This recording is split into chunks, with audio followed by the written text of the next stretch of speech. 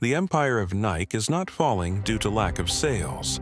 It is collapsing because it lost the one thing money cannot buy, the pulse of the street. Arrogance has finally met its match in the form of cold, hard reality.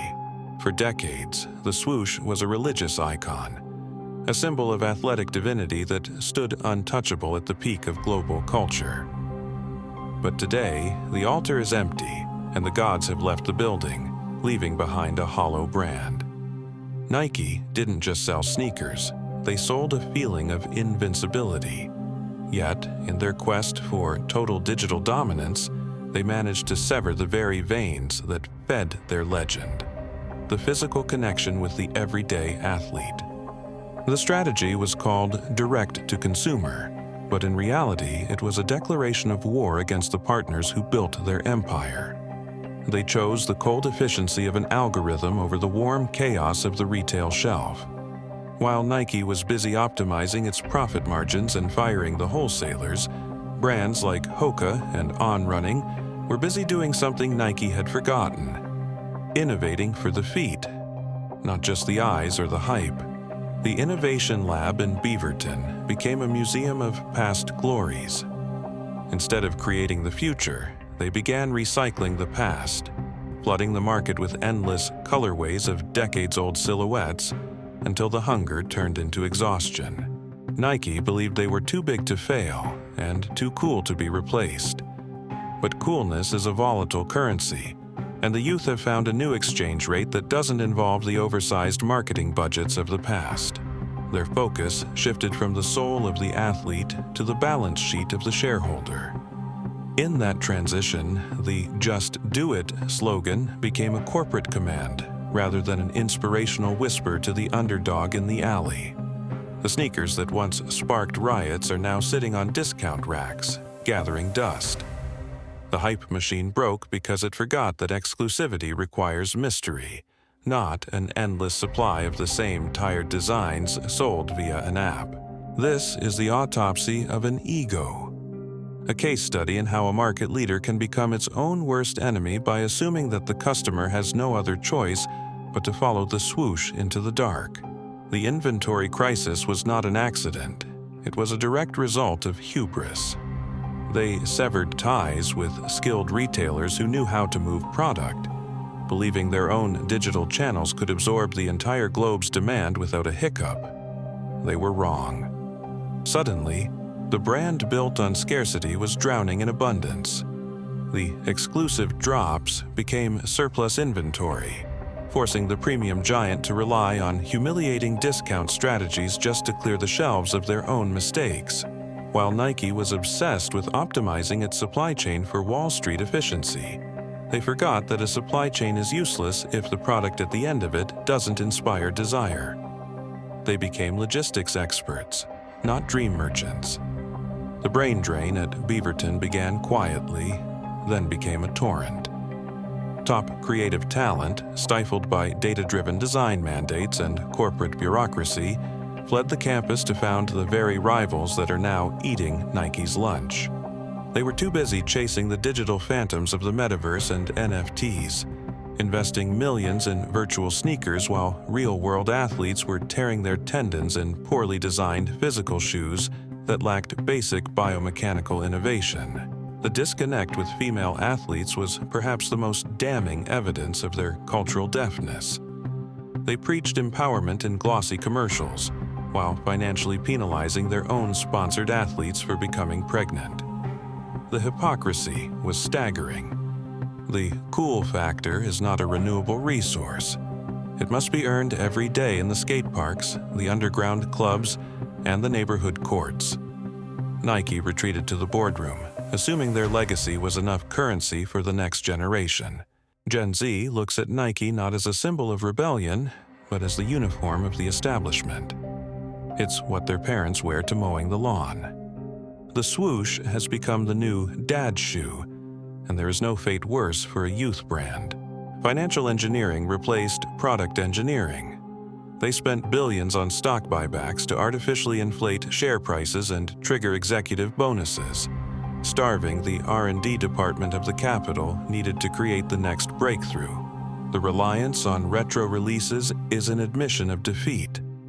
It is a declaration that the company's best ideas are behind them, locked in a vault from the 1990s, because the present is too frightening to confront with original thought. Competitors didn't steal Nike's market share. Nike handed it to them on a silver platter wrapped in arrogance. Brands like On Running didn't need to be cool. They just needed to be functionally superior to a distracted giant. The consumer journey changed dramatically. The hunt for the rare sneaker was replaced by the fatigue of endless notifications for products that felt manufactured, not crafted. The thrill of the chase was replaced by the boredom of the scroll. They tried to automate culture with algorithms, forgetting that culture is inherently messy, analog, and human.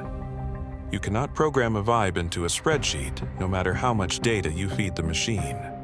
The massive layoffs in 2024 were presented as restructuring, but in reality, it was a desperate attempt to cut costs to hide the fact that top-line growth had stalled because the product pipeline was empty.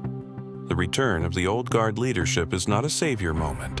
It is a panic move. Bringing back past CEOs is a clear signal to the market that the company has no new ideas and no faith in its future leaders. The collaboration model, once their greatest weapon, has become dilute. When you collaborate with everyone, from luxury houses to ice cream brands, the swoosh ceases to be a badge of honor and becomes mere visual noise. The autopsy reveals a critical organ failure. The heart of the brand, its connection to raw sports performance, stopped beating years ago.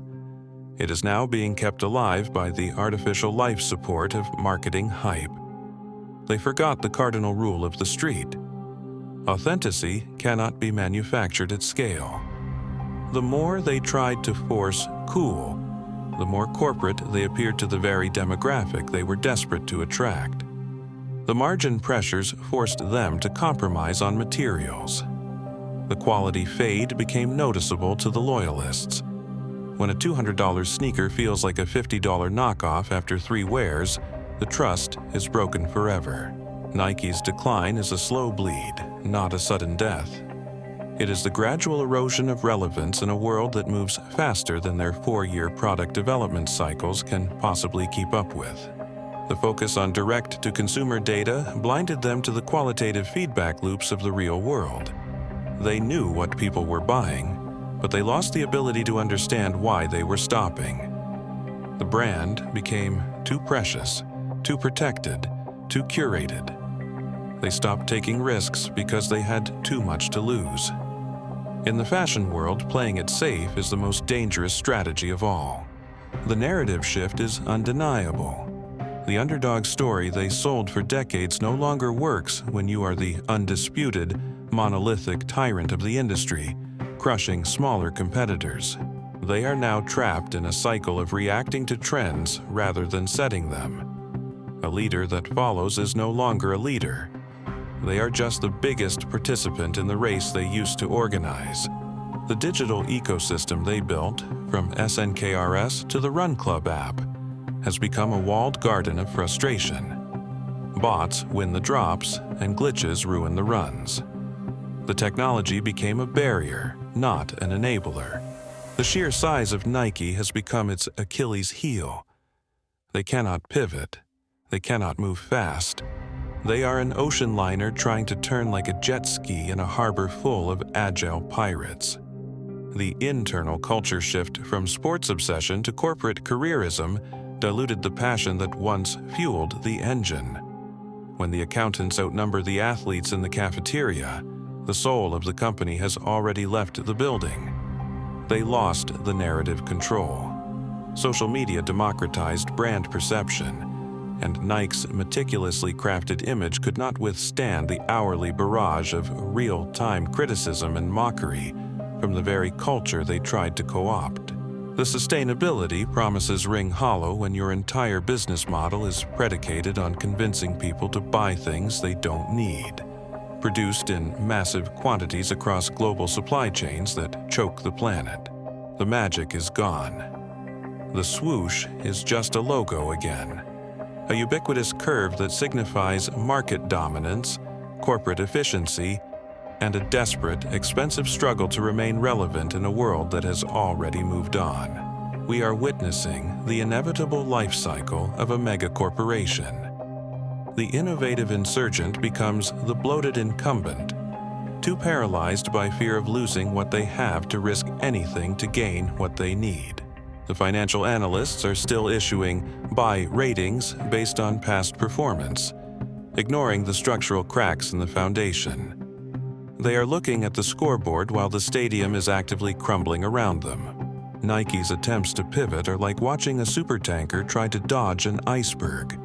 By the time they see the threat and turn the wheel, the momentum of their past decisions is already carrying them toward the collision. The consumer is no longer loyal to a logo. They are loyal to performance and authenticity. Nike traded both for higher margins and digital scalability, a trade that made them rich in the short term but destitute in the long term. They stopped listening to the sound of sneakers squeaking on the hardwood and started listening only to the sound of the stock ticker. When the noise of Wall Street drowns out the noise of the game is over. The arrogance of the just do it era has curdled into a toxic corporate stubbornness. They believe they can dictate what the market wants, rather than humbly serving the evolving needs of the athlete. This business autopsy concludes that the cause of death was not a single wound, but 1,000 cuts of complacency. It was death by 1,000 optimized spreadsheets that forgot the human element of sport.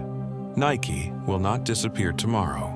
They are too big for that, but they will become something worse, irrelevant. A legacy brand destined to be worn ironically by future generations who don't remember when it actually mattered.